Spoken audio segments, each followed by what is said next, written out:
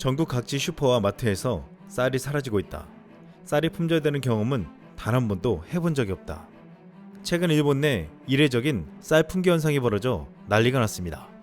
최근 니테레는 텅 빈 마트 쌀 진열대를 보여주며 개수 제한을 두고 쌀을 판매하고 있지만 정작 진열대는 텅 비었다고 소개했습니다. 취재 도중 5kg 백미 6봉지가 입고되자 이를 사기 위한 고객들의 쟁탈전이 벌어졌습니다. 1인 1봉지 구매 제한으로 겨우 쌀 한 봉지를 구매한 고객은 마트를 돌아다니다 7번째 마트에서 겨우 찾은 것이라고 니테레에 전했습니다. 지난 27일 일간 아사히 신문에 따르면 쌀 민간 재고량은 6월 말 기준 156만 톤으로 역대 최저치로 확인되며 일본 현지에서는 쌀 매대가 텅 빈 풍경이 충격을 주고 있습니다. 이것은 냉해에 따른 흉작으로 쌀 가격이 폭등했던 1993, 94년 헤이세이 쌀 대란 이후 처음 있는 일입니다. 1993년에 쌀 품귀 현상으로 일본 정부는 긴급히 태국에게 쌀을 수입해왔지만 일본의 입맛에 맞지 않아서 또다시 사재기가 이뤄져 이듬해까지 소동과 혼란이 벌어졌습니다. 일본 정부는 이번 가을 햅쌀이 출하되면 쌀 부족 현상이 어느 정도 해소될 것으로 전망하고 있지만 많은 전문가들은 어림없다며 11월까지도 이런 혼란이 계속될 가능성이 높다고 했습니다. 그런데 이 혼란을 가중시킬 만한 일이 예고되고 있습니다. 지금 사상 초유의 쌀 부족 사태를 겪는 일본에게 더 큰 충격을 안겨줄 태풍이 올라오고 있습니다. 제10호 태풍 산산이 27일 일본 열도 서남쪽 규슈와 가고시마현 아마미 지방에 접근하고 있습니다. 중심 기압은 960헥토파스칼이며 태풍 중심 부근에는 최대 풍속 초속 40m, 최대 순간 풍속 초속 60m의 강한 바람이 불고 있습니다. 풍속이 초속 40m를 넘어서면 주행 중인 트럭이 넘어지며 제대로 고정되지 않은 건축물의 금속 지붕 덮개가 바람에 벗겨질 수 있습니다. 일본 NHK는 아마미 지역의 최대 풍속은 달리는 트럭을 넘어뜨릴 수 있을 정도라며 태풍은 느리게 이동하며 오랫동안 거친 날씨를 가져올 수 있다라고 전했습니다. 산사는 27일부터 29일 매우 강한 세력으로 발달해 규슈 남부와 아마미 지방에 접근할 것으로 관측되는데 규슈에 상륙한 뒤에는 일본 열도를 종단하듯 동북 방향으로 진행할 것으로 전망되고 있습니다.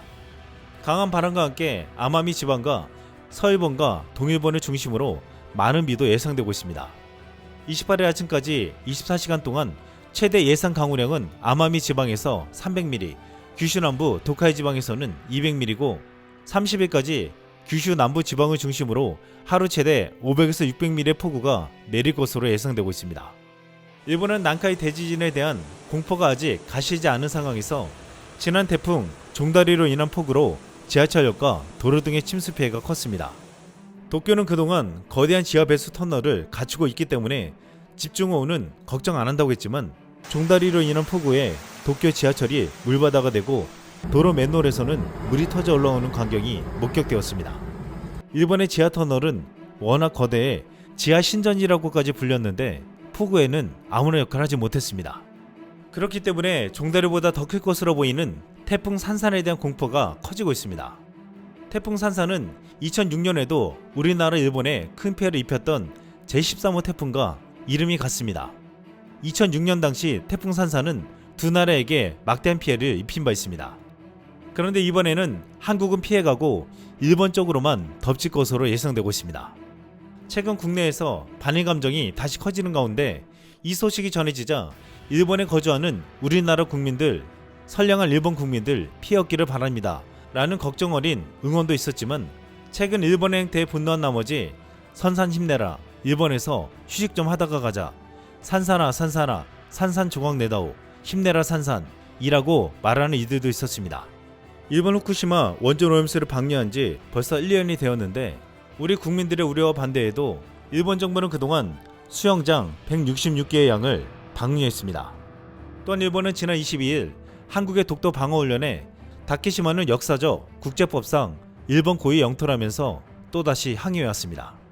최근 기하라 미노루 일본 방위상은 2차 세계대전 A급 전범이 합사된 야스쿠니 신사를 참배했습니다. 이에 대해 한국 정부가 유감을 표명하자 지극히 내정의 문제로 내 생각을 바꾸지 않을 것이라고 말했습니다. 그동안 일본은 한국 등 주변국의 눈치를 보며 방위상이 직접 참배를 하지 않았지만 기하라 방위상은 3년 만에 패전 이래 야스쿠니 신사를 참배했습니다.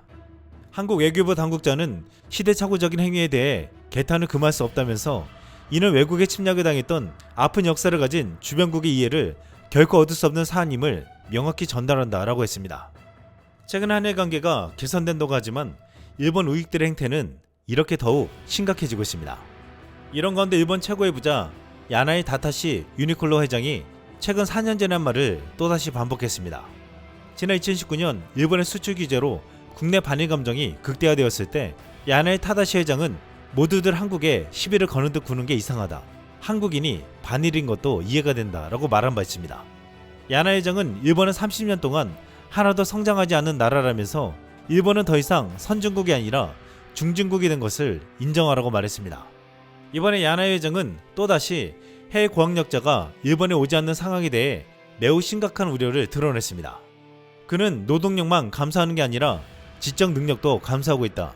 일본이 비숙련 노동자만 데려오기 때문이라며 일본은 더 많은 고학력 노동자를 데려와야 하고 일본과 해외에서 지적 노동의 생산성을 높이는 방법을 연구해야 한다라고 말했습니다. 최근 국내에서 독도에 대한 경각심이 커지는 가운데 한 국내 기업이 주목을 받기도 했습니다.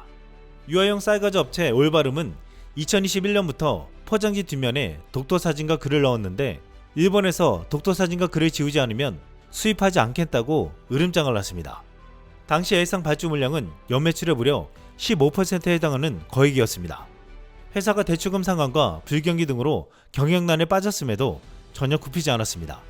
이 사연이 뒤늦게 국내에 알려지자 놀랍게도 많은 구매 후기가 올라오고 결국 품절 대란이라는 결과가 벌어졌습니다. 한국 국민들과 양심적인 기업인들은 일본에게 독도가 한국 고유의 영토임을 확인시켜주고 야욕을 버리라고 말하고 있습니다.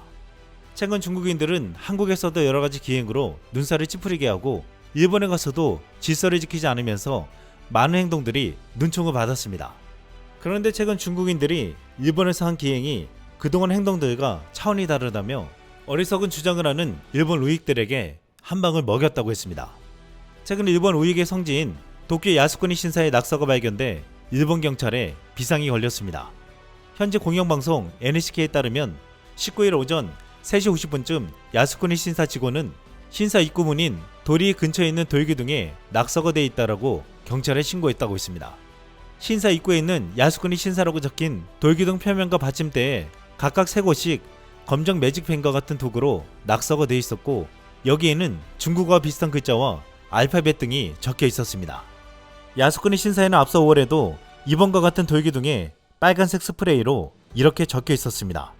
중국인이 쓴 듯 했지만 전 세계인들이 볼 수 있게 영어로 적었습니다. 토일렛. 이상 쓸모왕이었습니다.